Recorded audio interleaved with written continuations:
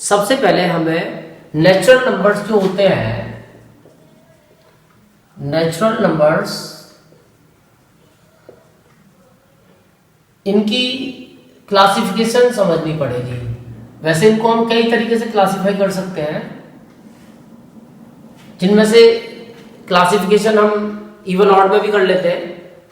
All the natural numbers जो होते हैं 1 2 3 4 अप टू इनफाइनाइट, ये जो सारे नेचुरल नंबर्स हैं इनको हम चाहे तो इवन ऑड में दो कैटेगरी में डिवाइड कर सकते हैं, और उसके लिए हम डिविजिबिलिटी बाय 2 का कॉन्सेप्ट लेके चलते हैं। इसके अलावा एक तरीका हमारे पास और है, on the basis of factor, कि हम इनकी 3 कैटेगरी बना सकते हैं। एक कैटेगरी 1, एक कैटेगरी प्राइम और एक कैटेगरी कंपोजिट।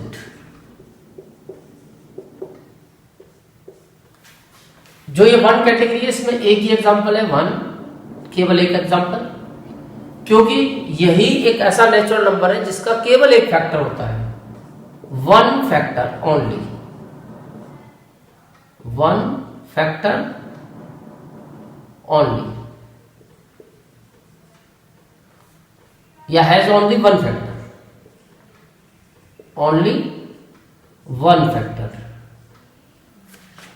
प्राइम में वो नेचुरल नंबर्स आएंगे जिनके एक से ज्यादा यानी 2 फैक्टर होंगे, 2 3 4 और कंपोजिट है, 5 6 कंपोजिट है, 7 and so on. Has 2 factors, exact 2 factors, और जो यहां और यहां नहीं आए वो सब कंपोजिट है। यानी कि टोटल नेचुरल नंबर्स में से अगर हम 1 और प्राइम छोड़ दें तो जो बचेंगे वो सब कंपोजिट है, और बचता है सबसे पहला कंपोजिट 4, फिर 6, फिर 8 9 and so on. Has more than 2 factors, more than 2 factors, जिनके 2 से ज्यादा फैक्टर्स होते हैं।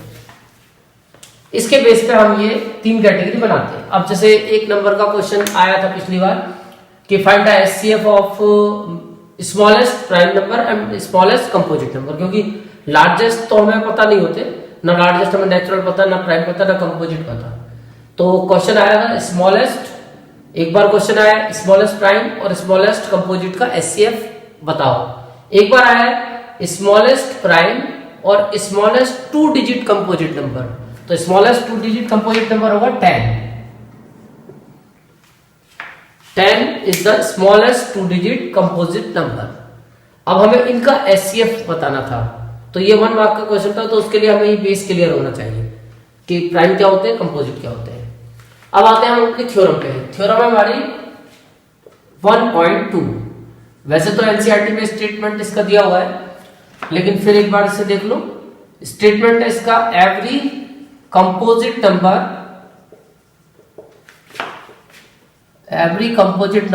can be expressed as a product of prime factors। every composite number, her composite number को we can express as a product of prime numbers। यानी हम किसी भी कंपोजिट नंबर को चाहे तो प्राइम नंबर्स की प्रोडक्ट की फॉर्म में शो कर सकते हैं, यानी कि हर कंपोजिट नंबर का एक प्राइम फैक्टराइजेशन पॉसिबल होता है। यानी हम हर कंपोजिट नंबर का प्राइम फैक्टराइजेशन कर सकते हैं। फॉर एग्जांपल 4 को वी कैन राइट 2 into 2, 6 को लिख सकते हैं हम 2 into 3, 6 के बाद 8 को लिख सकते हैं 2 into 2 into 2, और ये तुम बचपन से करते आए हो 6th क्लास से प्राइम फैक्टराइजेशन। तो हमेशा जो प्राइम फैक्टराइजेशन होता है वो केवल कंपोजिट नंबर्स का ही होता है, यानी तुम प्राइम नंबर्स को प्राइम फैक्टराइज नहीं कर सकते, और केवल तुम कंपोजिट नंबर को ही प्राइम फैक्टर्स की फॉर्म में ब्रेक कर सकते हो। एंड दिस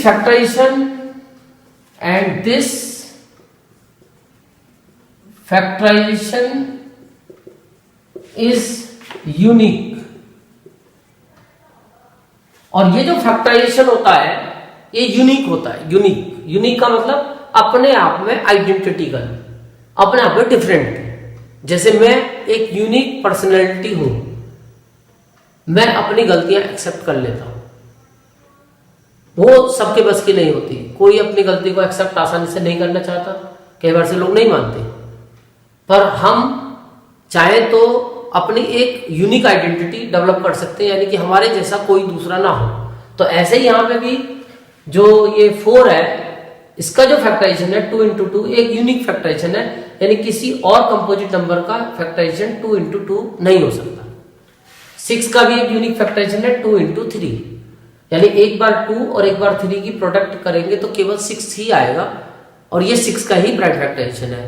ये 2 इंटू 3 फैक्टराइजेशन 6 के अलावा किसी और कंपोजिट नंबर का नहीं होगा, यानी this factorization is unique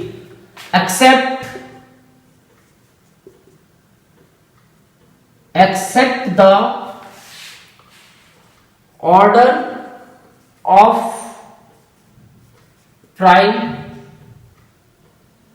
except the order in which the prime factors occur। लेकिन इसमें हम ऑर्डर को काउंट नहीं करते, यानी अगर किसी ने हमें बताया कि जी 6 का फैक्टराइजेशन तो 3 इंटू 2 होता है, अब ये हमारे से कुछ अलग लग रहा है। हमारा था 2 इंटू 3, अब ये है 6 इजिकल टू 3 इंटू 2, तो ये वहां से कुछ डिफरेंट लग रहा है, पर ये डिफरेंट नहीं है। 6 का जो फैक्टराइजेशन है 3 इंटू 2 और 6 का जो फैक्टराइजेशन 2 इंटू 3 वो एक ही बात है। यानी मेन चीज है नंबर ऑफ प्राइम्स की और वैरायटी ऑफ प्राइम्स की, यानी एक बार 2 एक बार 3, एक बार 2 एक बार 3, तो ये दोनों में सेम यूज हुए हैं। इनके अलावा अगर ये चेंज होते कि 2 और 3 के नंबर अलग अलग होते, या फिर इनके अलावा कोई और फैक्टर्स इन्वॉल्व हो जाते, तब तो ये अलग हो जाते, लेकिन वैसे ये सेम ही माना जाएगा कि एक बार 2 एक बार 3, एक बार 2 एक बार 3। भले ऑर्डर को चेंज उन्होंने कर दिया, तो ऑर्डर को चेंज करने से फैक्टराइजेशन चेंज नहीं होगा, वो एक यूनिक फैक्टराइजेशन में ही काउंट होगा। तो इसी को बोलते हैं हम फंडामेंटल थ्योरम ऑफ अर्थमेटिक। अब इसका यूज क्या है, एप्लीकेशन। तो इसकी सबसे बड़ी एक ही एप्लीकेशन है और वो ही हमारा मेन क्वेश्चन है, और वो है कि हम इसका यूज करते हैं एलसीएम और एचसीएफ फाइंड करने में। फंडामेंटल थ्योरम ऑफ अर्थमेटिक का यूज करके हम एलसीएम और एचसीएफ फाइंड कर सकते हैं। इसके लिए हमें एक फॉर्मूला याद करना पड़ता है एचसीएफ का, product of common factors with least power. यानी कि हमें एचसीएफ जो निकालना होता है किसी का भी, तो हम सबसे पहले उसका प्राइम फैक्टर्स कर लेते हैं उसका, और उन प्राइम फैक्टर्स को एक्सपोनेंटल फॉर्म में शो करते हैं। उसके बाद हम फिर एचसीएफ निकालते हैं, product of common factors with least power. Least का मतलब छोटी पावर। और अगर हमें एलसीएम निकालना होता है तो एलसीएम का फॉर्मूला होता है प्रोडक्ट ऑफ ऑल फैक्टर्स। इसमें हम सारे फैक्टर्स लेते हैं विद ग्रेटेस्ट पावर, पर इसमें हम बड़ी पावर लेते हैं, ग्रेटेस्ट पावर। अब जैसे फॉर एग्जांपल मैं एक 2 कंपोजिट नंबर लेता हूं, let x and y are 2 composite numbers. ऐसा एक क्वेश्चन उसमें दे भी रखा है एग्जाम्पलर में, x और y 2 कंपोजिट नंबर है, and the prime factorization of x is suppose a square into b3 into c, और y इज इक्वल टू, इसका प्राइम फैक्टराइजेशन है a इंटू b स्क्वायर। ठीक है, यहां मैं लिख देता हूं where a b c are prime. ये प्राइम नंबर है। तो जब हम इसका एचसीएफ निकालेंगे तो फार्मूला मैंने तुम्हें बता दिया, product of common factors with least power. जो कॉमन है उसकी लीस्ट पावर लेंगे, तो दोनों में ए और बी प्राइम नंबर कॉमन है, तो इनमें ए भी आएगा और बी भी आएगा। और इसकी लीस्ट पावर ए की जैसे यहाँ 1 है और यहाँ 2 है तो लीस्ट हुई 1, बी की 2 है या 3 है तो लीस्ट हुई 2, तो आंसर आया ए बी स्क्वायर। और अगर हम एलसीएम निकालेंगे तो एलसीएम में प्रोडक्ट ऑफ ऑल फैक्टर्स, यानी सारे प्राइम नंबर हमें यूज करने पड़ेंगे जितने भी इनके प्राइम फैक्टराइजेशन में आए। तो एक तो वैरायटी ए है, एक बी है और एक सी है, 3 वैरायटी की हमारे पास प्राइम है, तीनों लेंगे विद ग्रेटेस्ट पावर, जो बड़ी पावर है। तो ए की बड़ी पावर है 2 और बी की बड़ी 3 और सी की जो भी है एज इट इज 1 है तो 1 ही रहेगी। तो इसका आंसर हुआ A2 B3 C। अब यहां पे कभी कभी हमारे पास एक प्रॉपर्टी भी है, वो प्रॉपर्टी भी हम चाहे तो वेरीफाई करके देख सकते हैं। वेरिफिकेशन प्रॉपर्टी है कि अगर हम इन दोनों नंबरों की प्रोडक्ट करते हैं, प्रोडक्ट ऑफ 2 नंबर्स,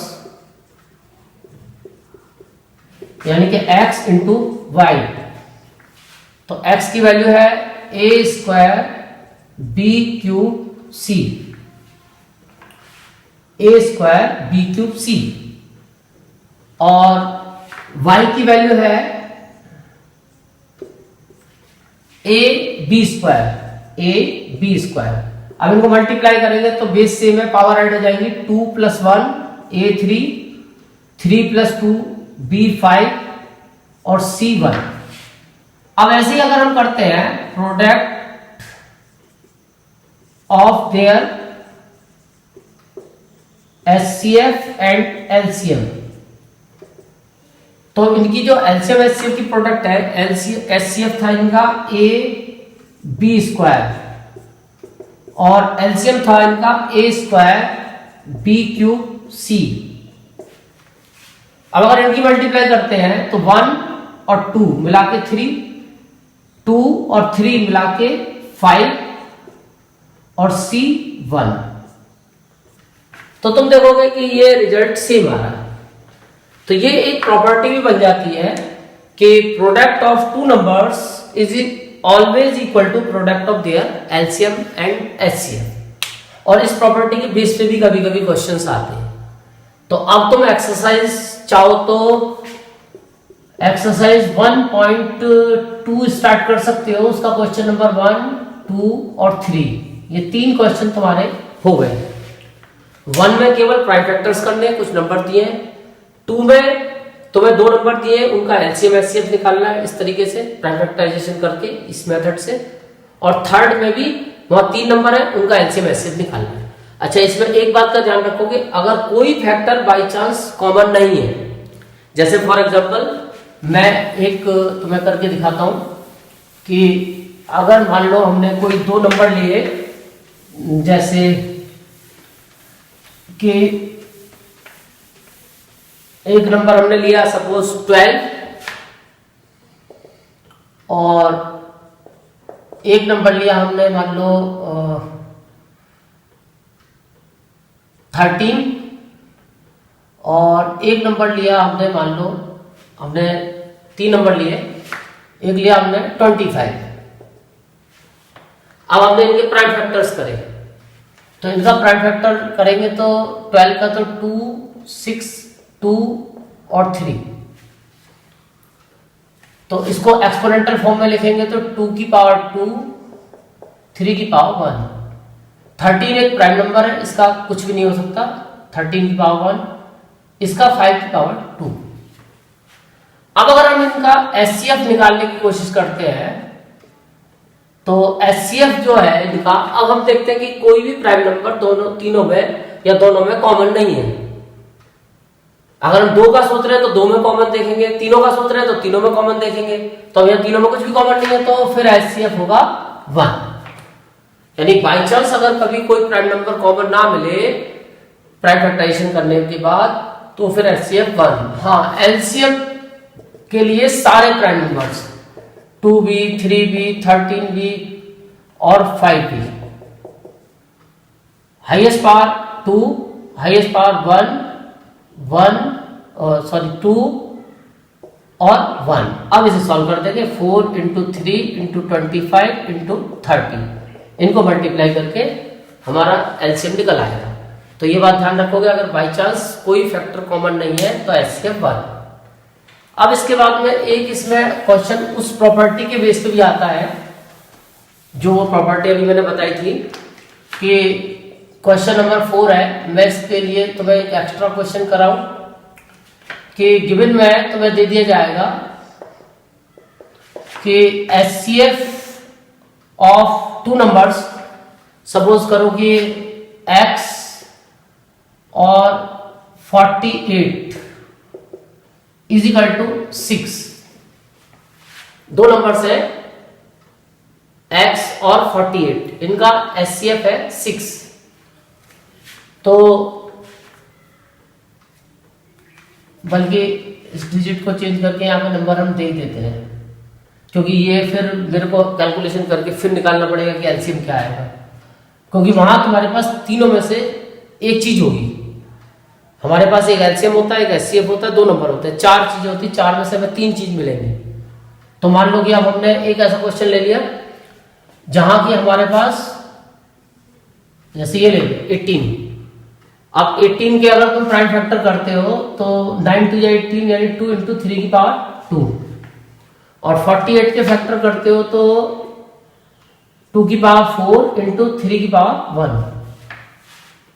तो इनका जो एचसीएफ आएगा वो तुम निकालोगे, कॉमन फैक्टर 2 भी है और 3 भी है, और इसकी स्मॉलेस्ट पावर 1 है, इसकी स्मॉलेस्ट पावर 1 है, तो आंसर है 6। तो इसलिए एचसीएफ हमने 18 का और 48 का क्या ले लिया, 6। यानी एचसीएफ का मतलब एक ऐसा नंबर जो दोनों को, ग्रेटेस्ट नंबर जो दोनों को कंप्लीटली डिवाइड करे। जैसे 18 के जो फैक्टर्स हैं वो है 1 2 3, है ना, जिससे डिवाइड हो सकता है 6। तो ये बहुत सारे 9 18 ये इन सबसे डिवाइड हो सकता है। ऐसे 48 के भी बहुत सारे फैक्टर होते हैं, जैसे 1 2 3 से तो नहीं होगा, ये नहीं हो जाएगा। 8 + 4 12, 3 1 जा 3 और 3 6 जा 18 16। तो 16 से भी हो जाएगा, 3 से भी हो जाएगा, 6 से भी हो जाएगा। 6 की टेबल में 48 आ जाएगा। तो फाइनली हम देखते हैं कि सबसे जो इनमें बाकी जो हमारे पास नंबर बैठते हैं, तो 6 की जो टेबल है वो ऐसी टेबल है जो जिसमें कि 18 भी आता है और 48 भी आता है, और वही एकमात्र हमारे पास ऐसा नंबर है जो इन दोनों को कंप्लीटली डिवाइड करता है, क्योंकि ये 1 भी कर रहा है दोनों को डिवाइड, 1 भी कॉमन है, 2 भी कॉमन है, 3 भी कॉमन है, लेकिन 6 एक सबसे बड़ा कॉमन फैक्टर है, तो इसीलिए उसको बोलते हैं हाईएस्ट कॉमन फैक्टर। अब इसके से बड़ा कोई कॉमन फैक्टर नहीं आएगा दोनों में, तो कुल मिला के 6 इसका एचसीएफ हो गया। अब हमसे वो पूछता है फाइंड करो कि एलसीएम ऑफ 18 एंड 48, इनका एलसीएम बताओ। तो वैसे तो हम एलसीएम निकाल सकते हैं सिंपल फैक्टर करके, लेकिन यहां पे अगर हम चाहे तो इसका सॉल्यूशन उस प्रॉपर्टी से शॉर्टकट कर सकते हैं। वी नो दैट, हमें पता है कि product of 2 numbers equal product of there HCF and LCM. तो नंबरों की प्रोडक्ट हुई 18 इंटू 48 और 6 इंटू कितना है 6 इंटू एलसीएम हमें नहीं पता, तो फाइनली फिर एलसीएम इक्वल आया 18 इंटू 48 अपॉन 6। अब 6 से डिवाइड हो रहा है, 6 3 जा 18, और अब तुम 3 इंटू 48 करोगे तो तुम्हारा आंसर आ गया 144। तो कुल मिला के तुम्हारे पास इस फॉर्मूले से बिना फैक्टराइजेशन के ही तुमने एलसीएम निकाल दिया। लेकिन ये ध्यान रखना, ये फॉर्मूला केवल 2 नंबरों के लिए एप्लीकेबल है, 2 से ज्यादा नंबरों के लिए काम नहीं करेगा एक्सेप्शनल केस में। अगर उससे ज्यादा नंबर है, 3 है और वो प्राइम है तो काम कर जाएगा, लेकिन अगर वो प्राइम नहीं है तो फिर काम नहीं करेगा। अब इसके बाद में इसमें एक और क्वेश्चन है, थोड़ा सा खतरनाक है वो क्वेश्चन, तो मैं उसके बारे में भी थोड़ा सा डिस्कस कर दूं तुम्हें कि इसमें एक क्वेश्चन आता है कि क्वेश्चन नंबर शायद 5 ही है वो, कि एक नंबर दिया होगा हमें, जैसे मैं डिजिट चेंज कर देता हूं, जैसे एक नंबर दे दिया 15 to the power n can end with digit 0 for any natural number n। अगर हम यहाँ n की जगह कोई भी नेचुरल नंबर पुट करके इसको सॉल्व करें, जैसे 15 की पावर 1 इज इक्वल टू 15, 15 की power 2 is equal to 225 and so on, तो क्या कभी कोई ऐसा आंसर आ सकता है यहाँ हम कोई नेचुरल नंबर लगाएं कि लास्ट में 0 आ जाए यूनिट प्लेस पे? तो ऐसा क्वेश्चन है। तो अब इसके लिए फिर हम क्या करते हैं, तो इसके लिए कुछ नहीं करना होता, हमें फंडामेंटल थ्योरम ही यूज करते हैं इसके लिए, कि सबसे पहले इसके प्राइम फैक्टर्स करके देख लेते हैं 3 into 5। अब उसके बाद उसने जो हमें क्वेश्चन दिया है उसके अकॉर्डिंग हम इसको रिवर्स गियर में सोचते हैं कि जो नंबर 0 से एंड होते हैं, जैसे सबसे पहला नंबर तो है वो जो 0 से एंड होगा वो 10 है, और इसके प्राइम फैक्टर्स को देखें तो हम 2 into 5, फिर 10 का नेक्स्ट नंबर 20 है, इसका प्राइम फैक्टर्स देखें तो 4 to the power 2 into 5 and so on.